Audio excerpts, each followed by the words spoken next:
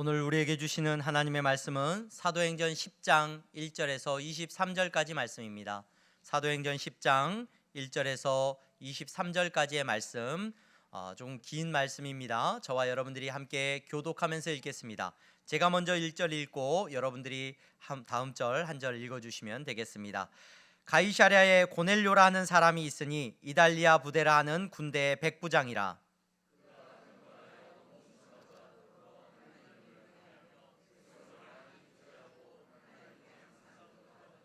하루는 제9시쯤 되어 환상 중에 밝히 봄에 하나님의 사자가 들어와 이르되 고넬료야 하니,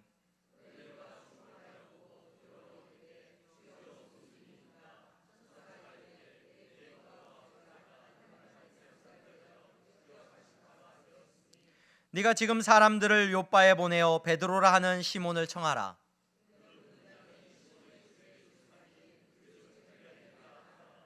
마침 말하던 천사가 떠나매 고넬료가 집안 하인 둘과 부하 가운데 경건한 사람 하나를 불러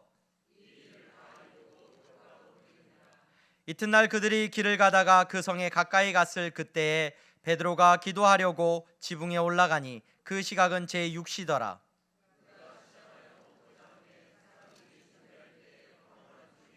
하늘이 열리며 한 그릇이 내려오는 것을 보니 큰 보자기 같고 내 귀를 메어 땅에 드리웠더라.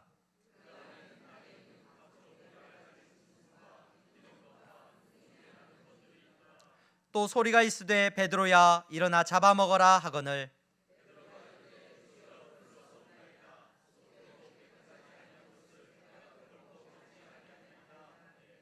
또 두 번째 소리가 있으되 하나님께서 깨끗하게 하신 것을 네가 속되다 하지 말라 하더라.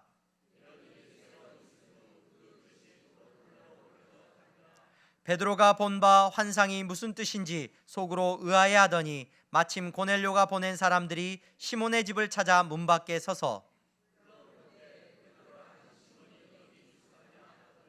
베드로가 그 환상에 대하여 생각할 때 성령께서 그에게 말씀하시되 두 사람이 너를 찾으니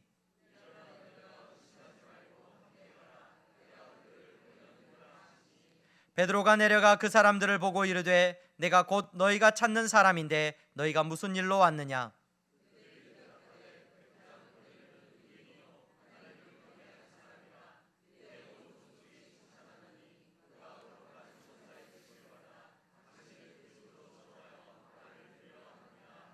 함께 읽겠습니다.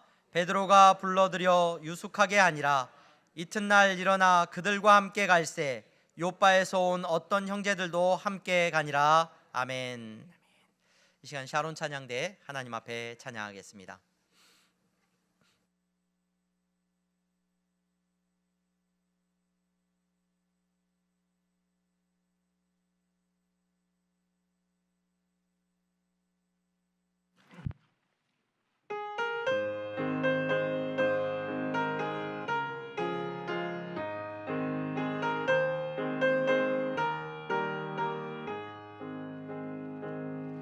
내 영혼의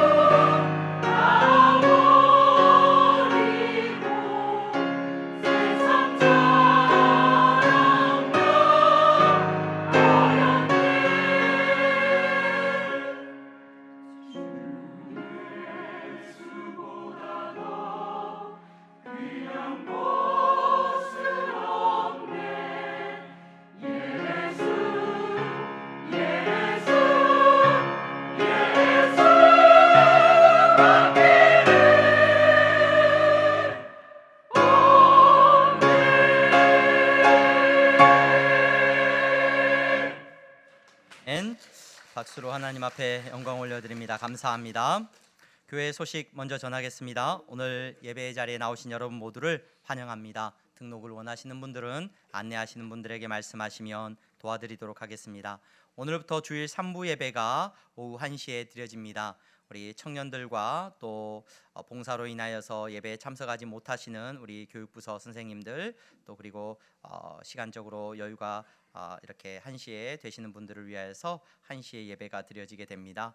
여러분 1시 예배를 위하여서 기도해 주시고 또 많이들 참여해 주시면 감사하겠습니다. 새가족 모임이 다음 주일 오전 10시 30분 1층 코이노니아실에서 모입니다. 새가족 등록을 하시고 새가족 모임을 받지 않으신 분들은 모임을 통하여서 도움을 받으시기를 바랍니다.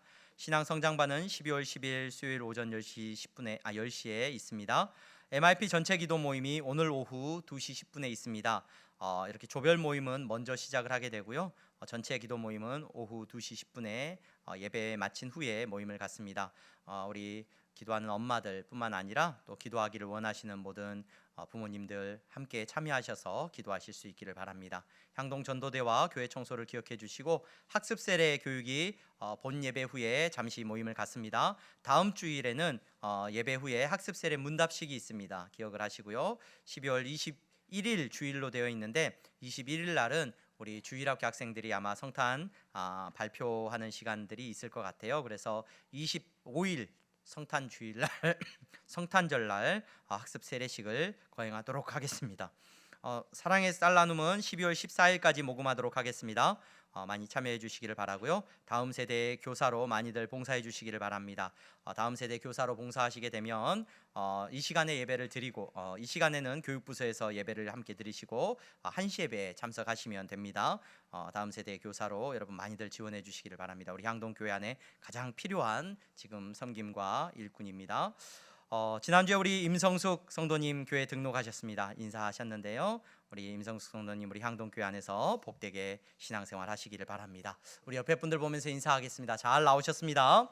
잘 나오셨습니다. 성도님은 예수님을 닮으셨습니다. 이렇게 축복해 주십시오. 네, 감사합니다.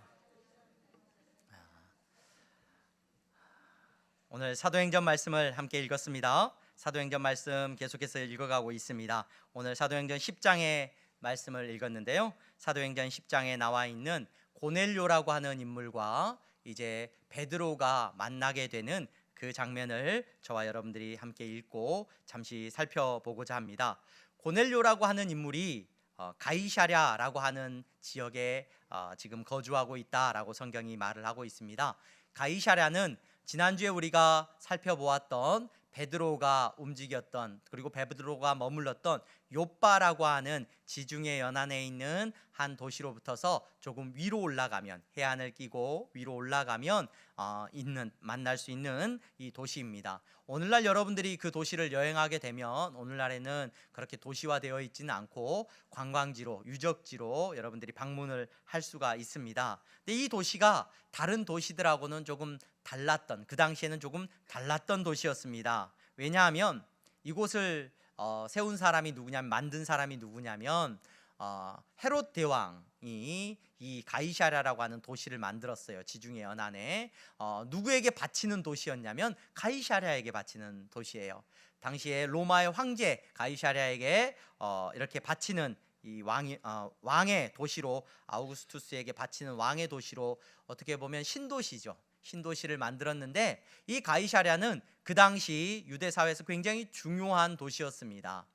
종교적으로는 오늘날에도 이스라엘을 여러분들이 방문하시게 되면 이스라엘의 수도가 예루살렘이 아니에요. 예루살렘이 아니라 텔아비브라고 하는 도시를 행정적인 수도로 이스라엘이 두고 있습니다. 예루살렘은 종교적인 어떤 의미에서의 수도의 역할을 했다고 한다면, 오늘 이 가이사랴라고 하는 도시는 그 당시에 행정적인 수도의 역할을 했습니다. 그래서 로마식으로 지어진 도시였어요. 그래서 여러분들이 그 도시를 방문하게 되면 지중해를 바라보고 있는 아름다운 원형극장을 발견할 수 있고요, 또 로마식 수로, 물을 끌어오는 수로 시설들을 발견할 수 있고, 로마의 어떤 도로들을 그곳에서 우리가 발견할 수가 있습니다. 이 도시에는 유대 지역의 로마 총독, 그러니까 로마가 유대 지역을 다스리기 위하여서 총독을 파견하는데, 그 총독의 관저가 이 가이사랴에 있었습니다. 그리고 이 도시에 우리가 나중에 말씀들을 살펴보게 되면은 정치적으로나 행정적으로 이곳이 중심이었다는 것을 우리가 알 수 있는데, 그러한 도시이다 보니까 오늘 이 고넬료라고 하는 로마의 군인, 로마의 백부장, 로마의 군대 체계 안에서 약 병사들 한 80여 명 정도를 통솔하는 이 군대의 장관이었던 백부장 고넬료라고 하는 사람이 이 도시에 머물러 살고 있습니다. 여러분, 이 도시에 머물러 살고 있는 이 백부장 고넬료라고 하는 사람은 그냥 단순히 로마의 군인, 군대 장관 정도가 아니라, 성경에서 그 사람을 어떻게 기록하고 있냐면 유대교에 대해서 굉장히 많은 관심이 있고, 지금 이 고넬료라고 하는 사람은 유대 지역을 통치하는 로마인으로서 그곳에 와 있는 거예요. 로마인으로 와 있는데, 그 로마인으로서 점령군으로서 그곳에 와 있는데, 그 지역의 종교인 유대교를 보고 매우 큰 매력을 느꼈던 것 같아요.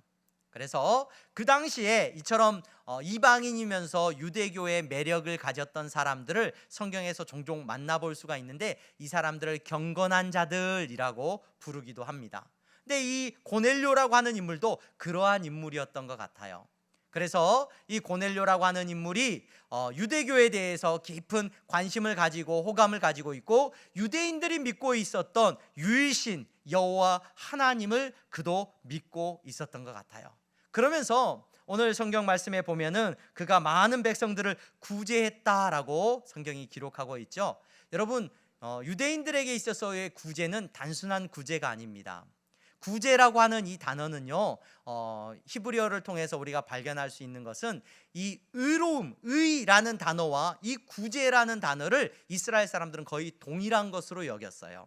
그래서 여러분, 의롭다, 저 사람이 의롭다라고 할 때는 구제를 하는 걸 말해요. 구제를 하는 것, ጼ데크라고 하는 이 의로움이라는 단어가 구제라는 단어하고 똑같은 단어로 쓰이는 것을 보게 돼요.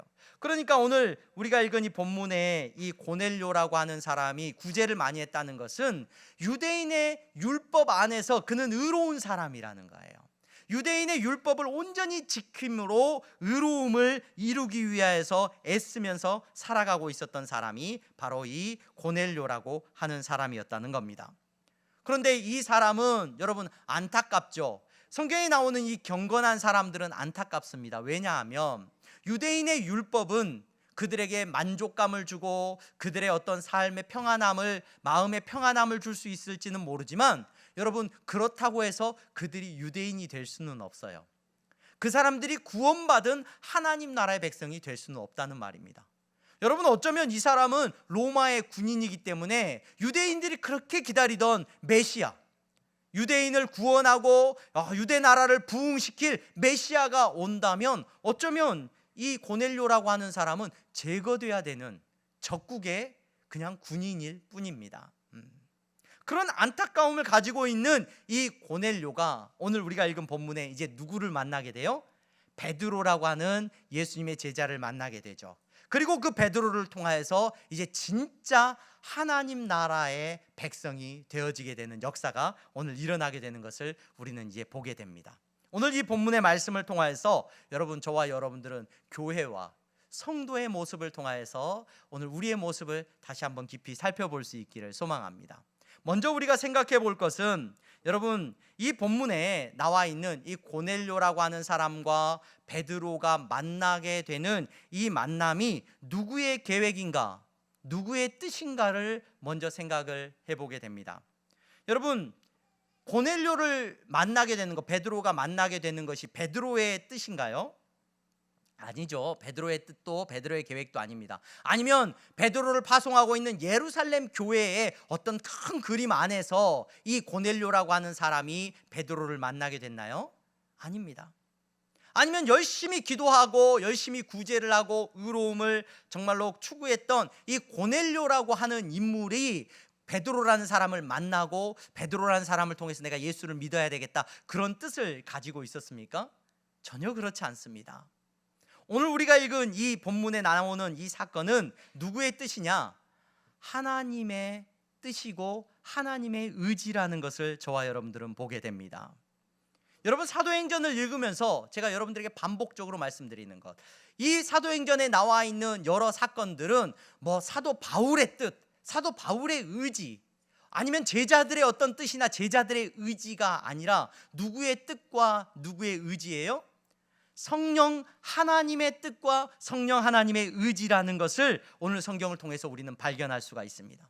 많은 사람들은 하나님의 뜻이 아니라 내 뜻, 내 의지, 인간의 뜻, 인간의 의지에 관심이 많습니다. 그리고 그것이 멋이 있는 것이라고 포장을 합니다. 제가 학창시절에 공부할 때 그리스 신화에 나오는 프로메테우스, 얼마나 멋진 인물인지 몰라요. 인간의 의지의 표상이에요. 신에게 대항했던 인간의 의지의 표상. 그래서 또 많은 철학자들이 어떤 의지나 뜻에 대해서 말을 합니다. 칸트는 신, 그런 건 잘 모르겠지만 사람에게는 선한 의지, 이게 중요해. 너의 의지가 중요한 거야. 뭐 쇼펜하우어 같은 경우에는 맹목적으로 살고자 하는 생에 대한 어떤 의지가 사람을 말해주는 거야. 니체 같은 분은 권력에 대한 의지, 사람들은 그런 권력에 대한 의지가 있어, 그게 중요한 거야. 그걸로 세상을 바라봐야 돼. 사르트르 같은 사람은 내가 선택하고 내가 어떤 의지하는 것, 그것이 나를 만드는 거야. 요즘에도 그런 의지나 뜻에 대해서 사람들이 많이 호감을 가지고 이야기합니다. 뭐 이기적인 유전자라는 책을 봤는데 그 책에서도 뭐라고 말을 합니까? 유전적인 어떤 나의 의지가 있는 거예요. 나의 바램, 어떤 그런 것들에 대해서 말을 하고 그것을 멋있게 이야기합니다. 여러분, 그러한 영향 안에서 많은 성도들이 성경을 읽으면서도 무엇을 발견하기를 원하냐면 내 뜻과 내 의지가 관철되어져 가는 것을 성경을 통해서 보기를 원해요. 내 뜻이 무엇인가, 내 의지가 무엇인가를 발견하기를 원한다는 거예요. 여러분, 오해하지 마시기를 바랍니다. 성경은 여러분들의 뜻과 여러분들의 의지에 대해서 말하고 있지 않아요. 성경은 누구의 뜻을 이야기하고 있어요? 하나님의 뜻에 대해서 말해주고 있어요. 하나님의 의지에 대해서 우리에게 말해주고 있습니다. 왜 성경이 하나님의 뜻과 하나님의 의지에 대해서 말해주고 있습니까? 왜 그것이 중요하다라고 성경은 우리에게 가르치고 있는 겁니까? 내 뜻은 그냥 꿈으로 끝날지 모르지만, 내 뜻은 그냥 잘못된 죄의 산물을, 내 이기적인 어떤 결과를 바라고 끝날지 모르지만, 하나님의 뜻은 반드시 이루어지는 거룩하신 능력이기 때문에 그렇습니다. 여러분, 하나님의 뜻은 반드시 우리의 삶 가운데 역사의 주인 되시는 하나님의 뜻은 이루어진다는 것을 기억하시기를 바랍니다. 여러분, 그러므로 우리는 하나님의 뜻을 아는 것이 너무 중요해요. 하나님의 뜻이 내 삶 가운데 이루어질 것이기 때문에 그 뜻을 분별하고 아는 것이 너무나도 중요합니다. 그리스도인들은 그 뜻을 헤아리려고 하는 사람들이고 그 뜻에 순종하며 살아가는 사람들을 그리스도인이라고 불러요. 여러분, 내 뜻과 내 고집대로 살아가는 사람들을 그리스도인이라고 말하지 않습니다. 그리스도인의 자세가 무엇입니까? 여러분, 한국인의 종교인식이라는 통계 자료를 언젠가 제가 언급한 적이 있죠. 그 자료에 보면은 기독교인이 아닌 사람들이 기독교인을 바라볼 때 떠오르는 단어, 또 천주교인이 아닌 사람들이 천주교인을 바라보는 때 떠오르는 단어, 뭐 불교 신자가 아닌 사람이 불교 신자를 바라볼 때 불교에 대해서 바라볼 때 떠오르는 단어를 이렇게 막 모아놨는데, 안타깝게도 기독교를 바라보는 그 비기독교인들이 기독교를 바라볼 때 떠오르는 단어는 매우 부정적인 단어들이 많아요. 근데 제 마음에 가장 아프게 남아있는, 각인되어 있는 그 디자인을 그렇게 해놨더라고요. 여러 단어들을 막 섞어서 이렇게 섞어놨는데, 거기에 기독교인 하면 떠오르는 단어에 이기적, 고집, 이렇게 돼. 이기적이고 고집, 내 자식밖에 모르고 나밖에 모르고, 이게 기독교인들을 바라보는 이미지라는 거예요. 여러분들을 묘사하는 단어가 이기적이고 고집 부리는 사람으로 나타나지 않기를 소망합니다. 하나님은 여러분들을 부르셔서 하나님의 뜻을 이루어 가실 줄로 믿습니다. 그 뜻 가운데서 여러분들의 모습이, 물론 여러분 옳지 않은 것에 대해서는 고집도 부릴 줄 알아야죠. 죄에 대해서 우리가 타협하라는 말이 아닙니다. 그러나 여러분, 하나님의 뜻을 헤아리면서 살 수 있는 그리스도인들이 되시기를 주님의 이름으로 축원합니다. 내 뜻을 이루기 위해서 살아가는 사람이 여러분 그리스도인이 아니에요. 하나님은 자신의 뜻을 이루시기 위해서 오늘 고넬료와 베드로라고 하는 두 사람을 이제 만나게 하십니다. 근데 이 두 사람을 미리 준비시키셔요. 이 하나님의 이 두 사람의 만남은 여러분 기독교의 역사에 있어서 너무 중요한 만남이에요. 이 만남을 통하여서 하나님의 나라의 역사가, 예루살렘 교회가 완전히 바뀌게 됩니다. 이 만남을 위해서 하나님은 자신의 뜻을 위해서 이 두 사람을 준비하고 있는데, 이 두 사람, 고넬료라고 하는 사람과 이 베드로라고 하는 이 두 사람의 공통점이 있어요. 하나님의 뜻 가운데서 행하게 되는 이 두 사람의 공통점이 있는데, 이 두 사람의 공통점이 무엇인가? 여러분, 오늘 우리가 읽은 10장 말씀 한번 보시기를 바랍니다. 10장 2절 말씀과 3절 말씀 함께 읽겠습니다. 10장 2절 3절 같이 읽겠습니다. 시작. 백성을 많이 구제하고 하나님께 항상 기도하더니, 하루는 제9시쯤 되어 환상 중에 밝히 보매 하나님의 사자가 들어와 이르되 고넬료야 하니. 아멘. 9절 말씀도 함께 읽겠습니다. 9절 말씀 같이 읽겠습니다. 시작. 이튿날 그들이 길을 가다가 그 성에 가까이 갔을 그때 베드로가 기도하려고 지붕에 올라가니 그 시각은 제6시더라. 아멘. 여러분, 지금 하나님께서 고넬료라고 하는 인물과 베드로라고 하는 인물을 통해서 하나님의 뜻을 이루어 가실 건데, 그 뜻을 이루어가는 이 두 사람에게 나타나는 공통점이 뭔지 여러분 발견하셨습니까? 이 두 사람이 무엇을 하고 있어요? 기도하는 사람들이라는 겁니다. 기도하는 사람들. 여러분, 제가 앞서서 그리스도인의 아주 기본적인 모습은 내 뜻과 내 고집을 관철시키는 사람들이 아니라고 말씀을 드렸습니다. 그렇다면 기도 역시 마찬가지입니다. 기도는 여러분 내 뜻을 관철시키는 수단이 아니죠. 내 뜻을, 내 소망을 이루는 수단이 될 수 없습니다. 한국 교회가 이제 이 사실을 아는 분들이 많아지면서 사실 기도의 자리가 인기가 없어졌어요. 우리 장로님, 원로 장로님 저한테, 목사님, 옛날에는 금요일 날 금요기도회 끝나고 나면 기도원을 가가지고 기도를 하고 밤새워 기도를 하고, 옛날에는 기도원들이 참 많았는데 요즘은 기도원들이 많이 없어졌죠. 많이 없어졌어요. 뭐 여러 이유가 있을 수 있습니다. 근데 여러분, 그 이유 가운데 하나가 뭐냐면 사람들이 이제 깨닫기 시작한 거예요. 기도해도 응답이 된다 안 된다? 기도해도 내 뜻대로 안 되더라. 기도해도 내 뜻대로 안 되더라. 만약에 기도만 하면 하나님이 내 뜻대로 다 들어주실 거야. 여러분, 강력하게 여러분들에게 말한다면, 만약에 그렇게 기도가 효과가 있다고 한다면 기도의 자리만큼 인기 있는 자리가 없을 거예요. 근데 여러분, 기도의 자리만큼 인기 없는 자리가 없죠. 사람들이 알게 된 거예요. 뭘 알게 된 거예요? 내 뜻이 아니라 주님의 뜻이 이루어져 가고 주님의 계획이 이루어져 간다는 것을 알게 된 거예요. 그 말인즉슨 하나님의 뜻에는 관심이 있어요, 없어요? 하나님의 뜻에는 많은 사람들이 관심이 없다는 말이에요. 내 뜻에는 관심이 많은데 여러분, 하나님의 뜻이 이루어지는 것에는 관심이 없다는 겁니다. 연말이 되었습니다. 여러분 못다 이룬 한 해의 꿈을 이루기 위해서, 누구의 꿈을 이루기 위해서? 내 꿈과 내 계획을 이루기 위해서 더 분주하게 바쁘게 살아가실 겁니다. 오늘 이 자리에 예배 드리시는 여러분, 한 해 동안 여러분들을 통하여서 이루시고자 하셨던 하나님의 뜻이 아직도 대기 상태라고 한다면, 여러분 그 하나님의 뜻을 이루기 위해서 여러분들의 삶에 기도의 시간들을 반드시 가지시기를 바랍니다. 여러분들의 삶에 기도하는 시간을 여러분 꼭 정하시기를 바랍니다. 유대인들은 이 기도하는 시간을 정했는데, 이 기도하는 시간이 초대교회 성도들에게는 늘 의무적으로 있었던 것 같아요. 근데 이 아름다운 전통이 오늘날 우리에겐 사라졌죠.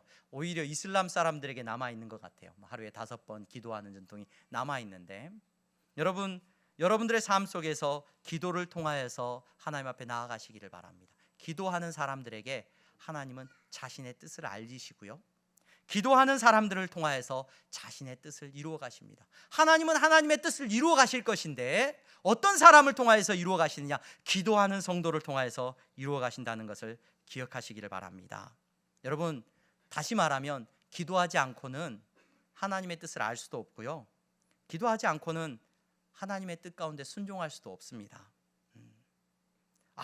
목사님, 교회 안에서 제가 봉사도 많이 하고요, 일도 많이 하는데요, 기도하지 않아도 그런 일 많이 하는데요. 기도하지 않고 일할 수 있습니다. 그런데 기도하지 않고 하는 대부분의 일들은 대부분 자기 일이에요. 자기를 위해서 하는 일입니다. 여러분, 하나님의 뜻과는 상관없는 일을 하는 경우가 참 많아요. 오늘 저와 여러분들은 이 고넬료와 베드로의 모습을 통하여서 하나님께서 하나님의 일을 해가시는 가운데 기도하는 모습을 우리는 주목하여 볼 수 있기를 바랍니다. 여러분, 그 기도자들을 통하여서 하나님은 놀라운 일을 지금 이루고 계십니다. 두 사람을 만나게 하고 계셔요. 두 사람을 만나게 하게 되시는데, 이 두 사람을 만나도록 하기 위해서 하나님께서 이제 고넬료에게 기도의 환상 중에 찾아가서 만나시죠. 여러분, 고넬료는 베드로를 만나야 해요. 왜 만나야 합니까?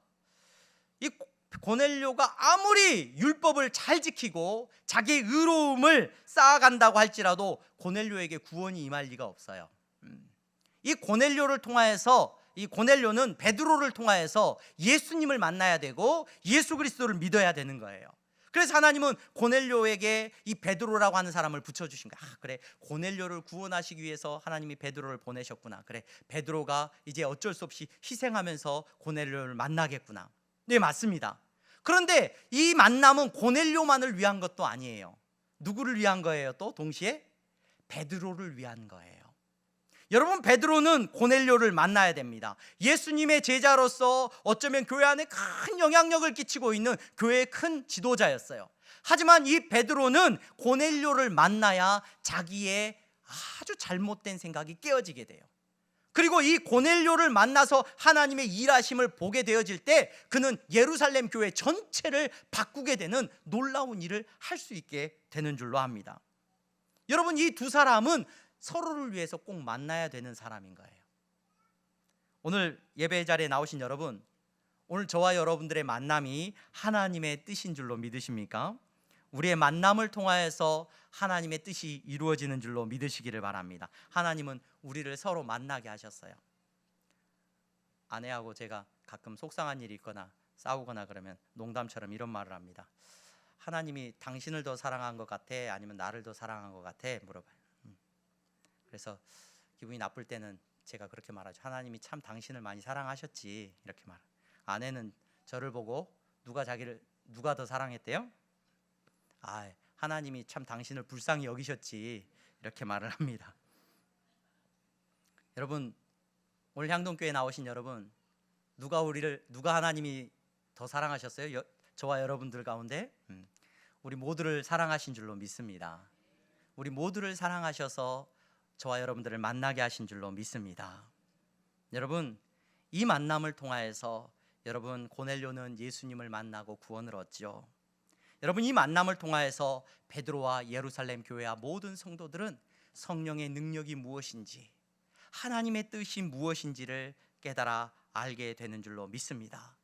여러분, 교회 안에서, 믿음 안에서 여러분들의 만남을 하나님이 축복하셨다는 것을 잊지 마십시오. 교회 와서 목사도 좀 만나시고요. 네. 여러분 교회 안에서 믿음의 좋은 친구들도 많이 만나시기를 바랍니다. 여러분 교회 안에서 그 만남을 통하여서 세상에서 뭐 카톡으로 이상한 만남 하지 마시고요. 여러분 온라인으로 이상한 만남 하지 마시고, 여러분 세상에서 다른 만남에 여러분 집중하지 마시고 믿음 안에서 여러분 아름다운 만남들을 이어가시기를 바랍니다. 그 믿음을 통하여서 하나님은 하나님의 뜻을 이루시고 여러분들을 축복하실 거예요.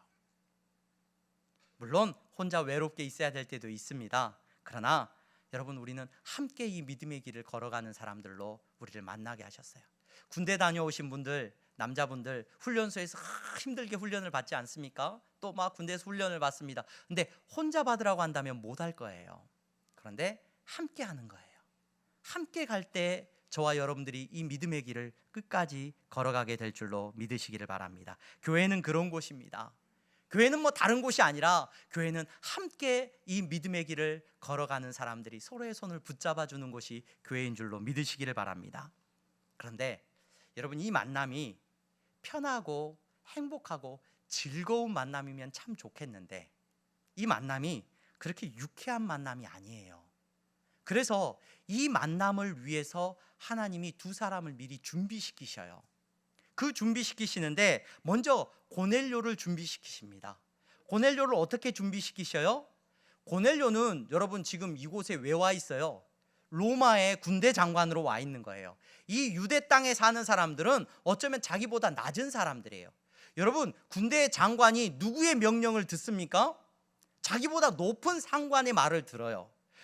체질적으로 이 군대의 장관이기 때문에 남의 말을 듣기보다는 다른 사람에게 명령하는 것이 익숙한 사람이에요.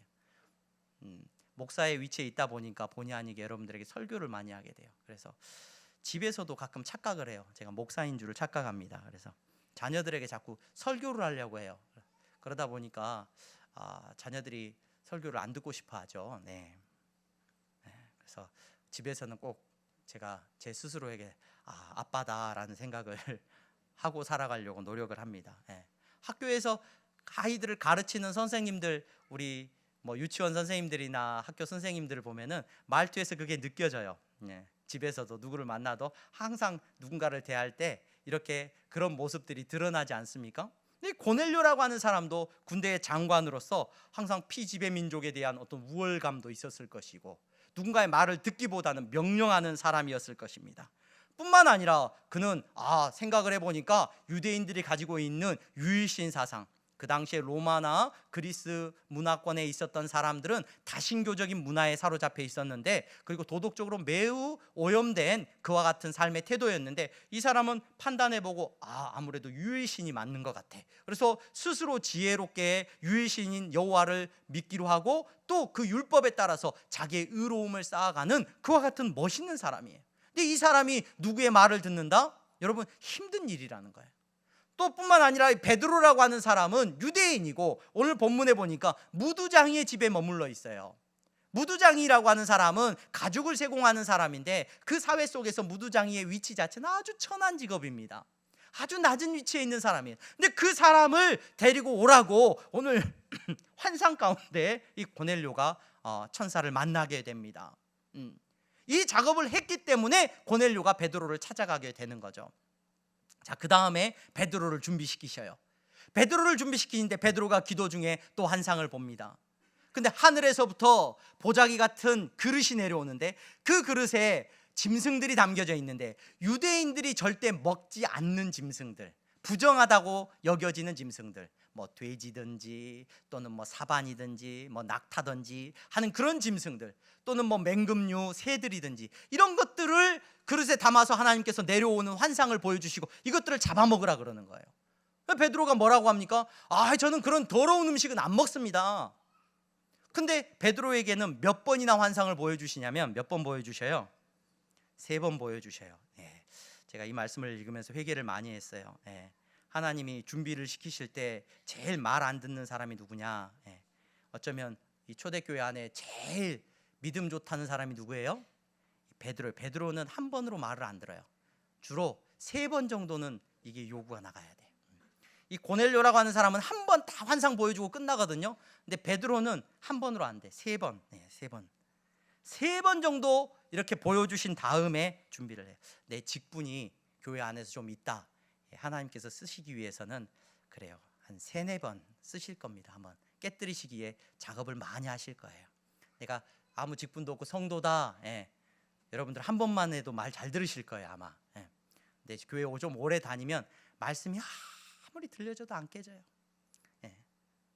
아무리 들려줘도 목사인 제 자신을 보면서 느끼는 겁니다. 여러분, 그 베드로에게 그 환상을 보게 하셔요. 그러면서 하나님이 뭐라고 말씀하셔요? 세 번이나 내가 깨끗하다고 하는데 왜 네가 자꾸 더럽다고 하냐? 내가 깨끗하다고 하는데 왜 너 자꾸 더럽다고 하냐?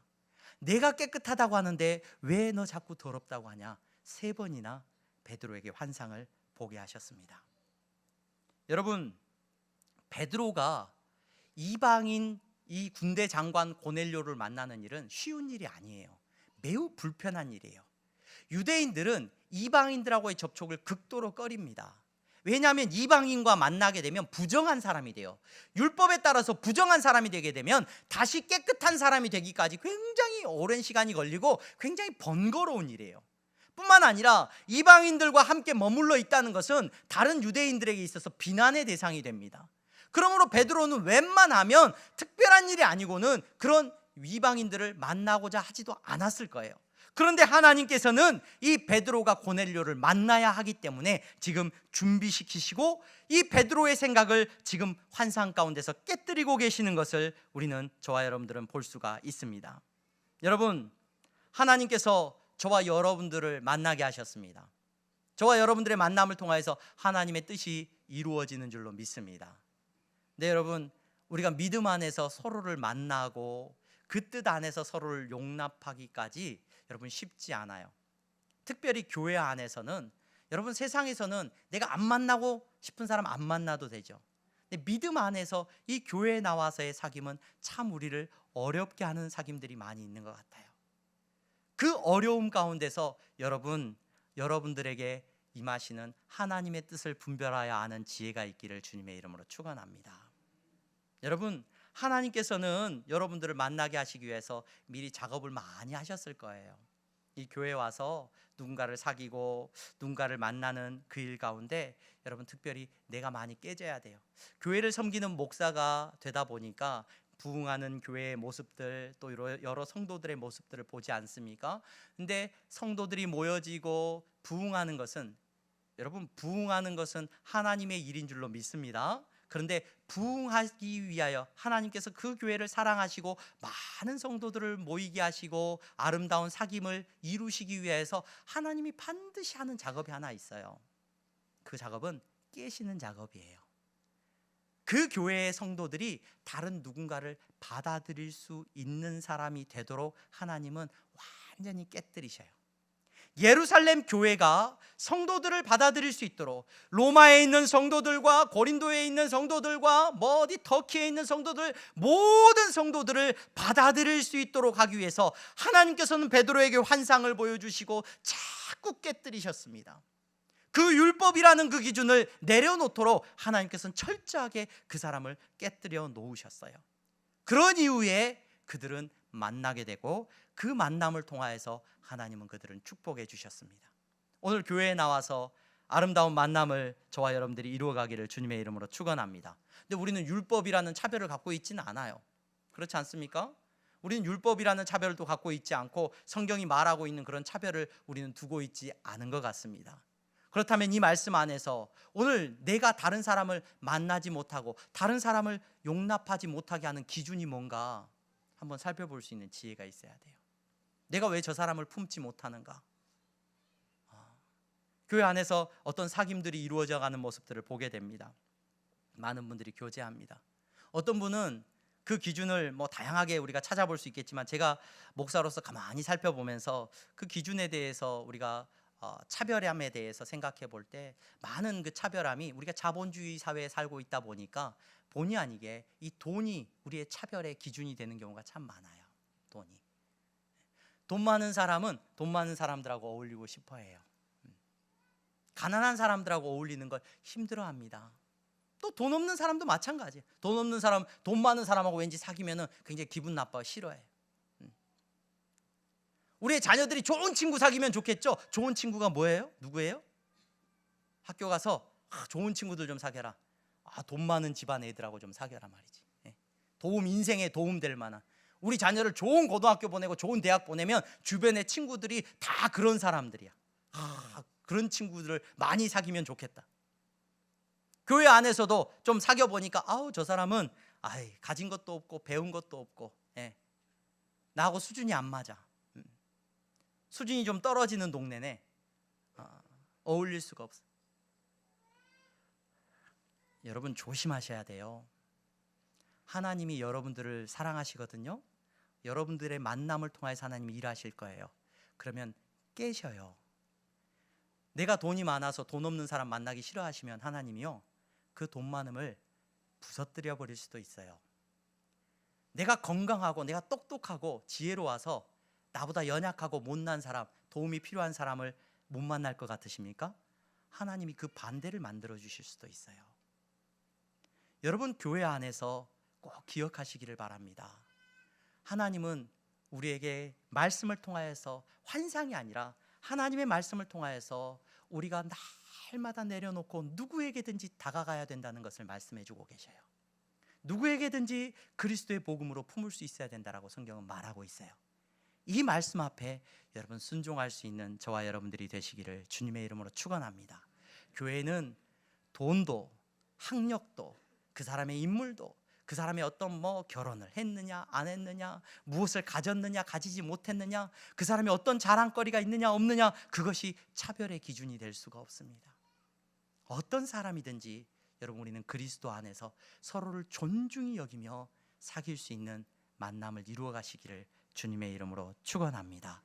그러한 교회가 되어질 때, 여러분 그러한 만남을 이루어 갈 때 여러분 만나는 사람마다 여러분들을 통하여서 복을 받게 되고 여러분도 그 사람들을 통하여서 하나님의 뜻을 경험하게 되는 축복을 누리게 될 줄로 믿습니다. 기도하겠습니다. 거룩하신 하나님, 사랑하는 성도들을 오늘 또 믿음 안에서 불러주시니 감사합니다. 내 뜻이 아니라 하나님의 뜻이 내 삶 가운데 이루어져 가는 줄로 믿습니다. 그 뜻 안에서 하나님 우리가 서로를 만났습니다. 이 만남을 축복해 주시고 우리의 만남을 통하여서 우리가 복받게 하여 주시옵소서. 예수 그리스도의 이름으로 기도하옵나이다. 아멘.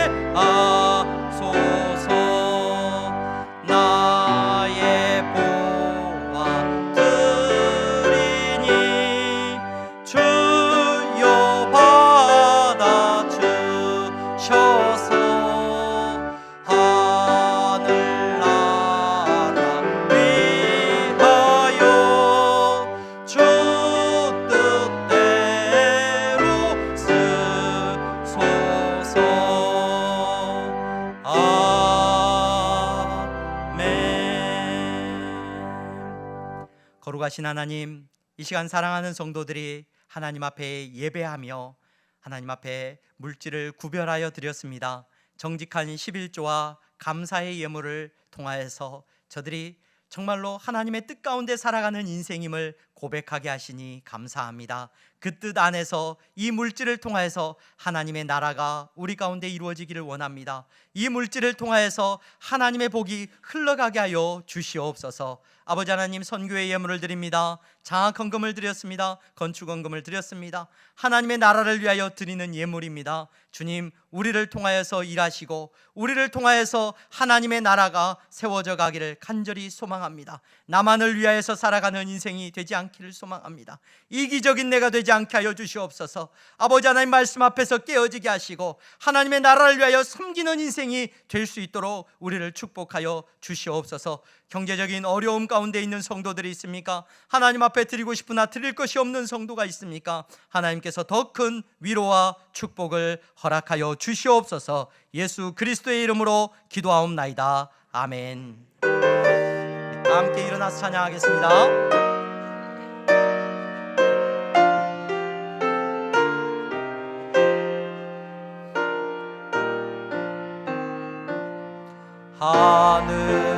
하늘에 계신 아버지 이름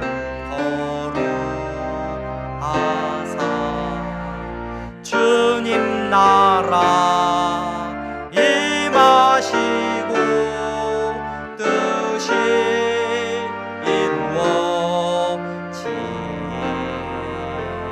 이루어지다. 일용할 양식 주시고 우리들의 큰 죄 다 용서하옵시고 또 시험에 들게 마시고 악에서 구원하소서. 대개 주의 나라 주의 권세 주의 영광 영원히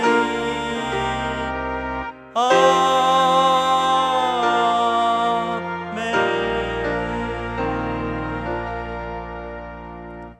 주 예수 그리스도의 은혜와 하나님 아버지의 사랑하심과 성령의 교통 충만하심이 하나님의 뜻 안에서 함께 예배하는 성도들의 머리머리 위에 이제부터 영원토록 함께 있을지어다. 아멘.